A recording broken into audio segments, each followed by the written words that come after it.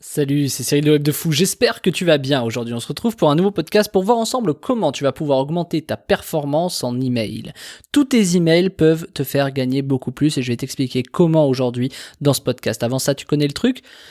Tu cliques sur le bouton s'abonner, tu vas dans la description, il y a un lien, ça s'appelle rejoins mes contacts privés, tu cliques dessus, tu mets ton email et tous les matins tu reçois un podcast à forte valeur ajoutée avec des informations qui vont changer ta vie et ton business, crois-moi. Ok ?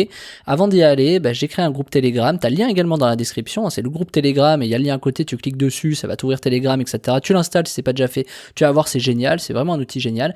Dessus, il y a un peu la communauté, donc je vais un peu te partager tous les jours des infos, des news, des photos à Dubaï, un peu ma vie tout simplement, mais également mes business, je te partage vraiment des infos un peu personnelles que je peux pas te partager justement sur les podcasts. Donc vraiment, je t'invite à cliquer dessus.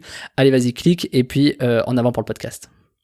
Pour augmenter sa performance en email, les gens se posent pas forcément les bonnes questions. Les gens regardent les statistiques email comme ils gèrent de la pub, c'est-à-dire est-ce que ce mail a bien marché, est-ce qu'il a bien cliqué, est-ce que cet objet expéditeur a bien ouvert, est-ce que machin, tout ça. Enfin, tu vois, oui, ça a marché, moins bien marché, aujourd'hui c'est en dessous, etc. La plupart oublient également le bon sens du sujet, c'est-à-dire que les gens, par exemple, à 10h30 du mat, ils ouvrent pas, tu vois. Et c'est bête, mais ils ouvrent pas, c'est-à-dire que ils travaillent ou autre, machin. Et on a forcément des meilleures performances, comme sur Facebook en fait, entre 5h et 21h, entre 17h et 21h. Le truc, c'est qu'il y a une deuxième chose que les gens oublient, c'est tout ce qui est les splits, enfin les segmentations par device. C'est-à-dire qu'on oublie qu'il y a des gens qui reçoivent tes news par email en ouvrant sur leur boîte mail, sur leur mobile. C'est bête, mais pourtant c'est vrai. Et quand ils cliquent sur le lien, ils arrivent sur une version mobile. C'est pour ça qu'on dit souvent que ça doit être responsive.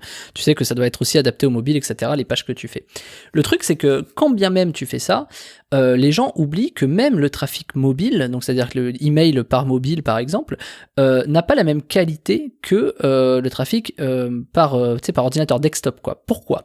Parce que sur mobile, est-ce que tu as un iPhone? Est-ce que tu as un Android? Est-ce que tu as un Huawei? Est-ce que tu as un LG? Est-ce que tu as un Motorola? Je ne sais même plus si ça existe Motorola. Tu vois, est-ce que tu as quels sont les devices que tu as? Alors, ça paraît rien dit comme ça. Oui, la plupart, 80% de l'audience, ça va être de l'Android, du machin et tout ça. Enfin, de l'Apple. OK, mais que deviennent les 20% qui personne ne pense, tu vois. Là, il y a des grosses niches à aller chercher. Il y a des très très grosses niches à aller chercher. Parce que les gens, les sites sont pas adaptés, on s'en rend pas compte, etc., etc. Puis pareil, tu vois, des fois, tu as des problèmes de paiement en fonction des types de navigateurs, tu vois, entre Google, Safari, enfin, t'imagines toute cette guerre et tout, Mozilla, machin, etc. Bref, sans trop rentrer dans le truc trop technique, ce que je veux te dire, c'est que tu devrais pouvoir imaginer des ciblages où tu envoies, essaie un jour, plutôt que d'envoyer à toute ta base, d'envoyer plutôt à ceux qui ont des iPhones et plutôt à ceux qui ont des Android.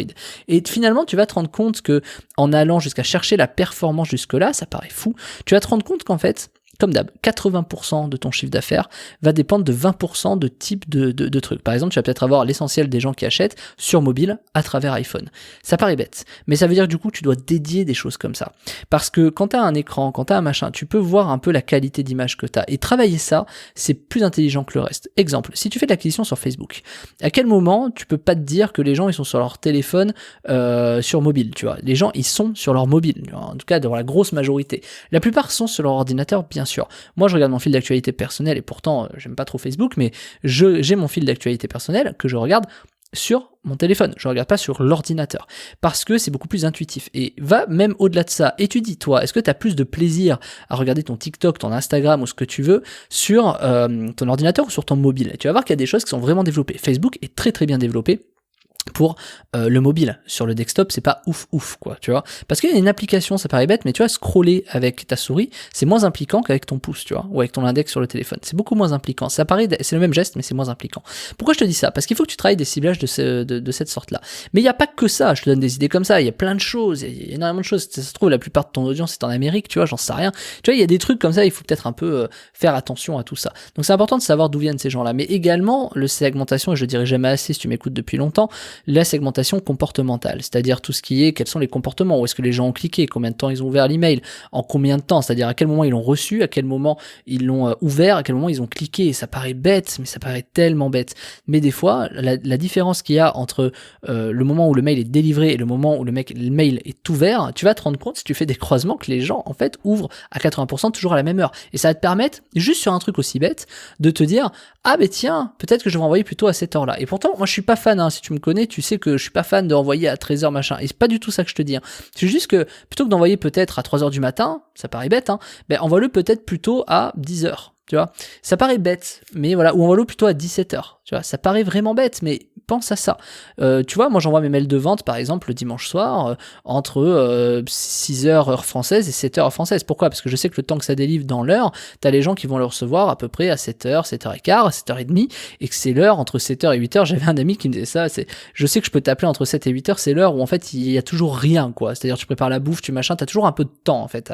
Pas à perdre, mais t'as un peu de temps. Alors c'est pas le cas de tout le monde, attention bien sûr, mais c'est toujours là où tu vois ça fonctionne bien. Et du coup ces ciblages-là, c'est important d'aller les chercher. Mais évidemment le comportement est ce qu'il y a de plus vendeur en fait.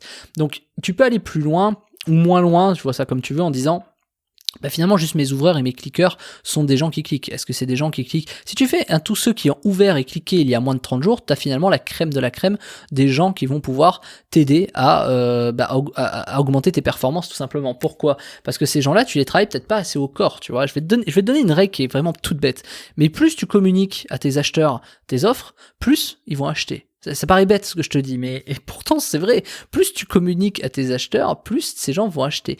Donc communiquer à ceux qui n'achètent pas, t'as deux écoles. Oui, mais je veux gagner plus de clients en allant chercher ceux qui n'achètent jamais chez moi. Ouais, si t'es marketeur, tu sais très bien que c'est vraiment le truc le plus idiot à faire, parce qu'il faut quand même faire de l'argent et avoir des gens qui achètent, tu vois, ça paraît bête, mais je le dis.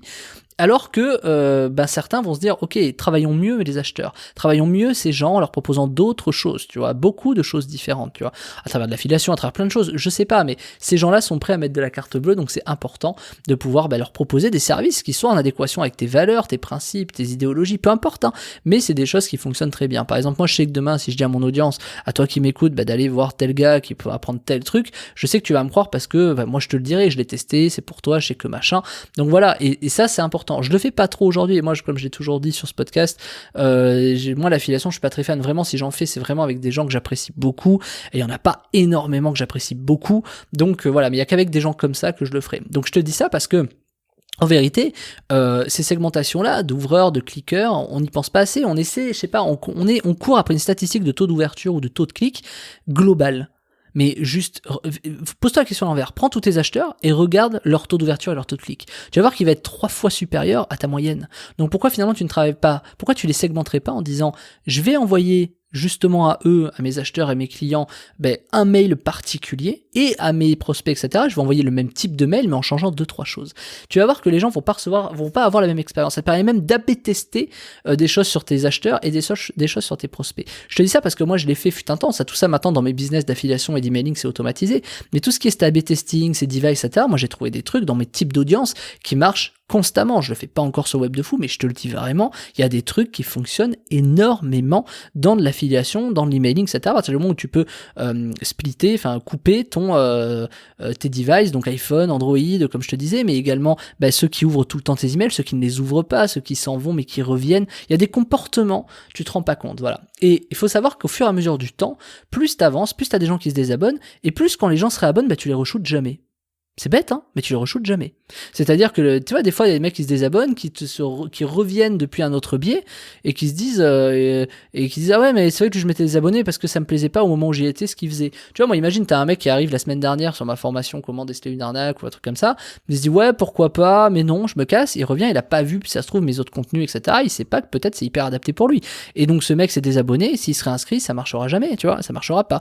Donc, c'est pareil, ce comportement est hyper intéressant à voir. Alors, quand t'as une petite audience, c'est pas gênant, parce que t'as quand même peu de chance, enfin tu vois, c'est très minime, c'est 1%, mais quand t'as une grosse audience, quand tu commences à avoir 50 000, 80 000, 100 000 emails, t'as peut-être par jour, enfin par semaine, tu perds peut-être, j'ai du mal avec cette phrase, par semaine tu perds peut-être, par mois, pardon, décidément, par mois tu perds peut-être 2000 personnes, tu vois, 2%.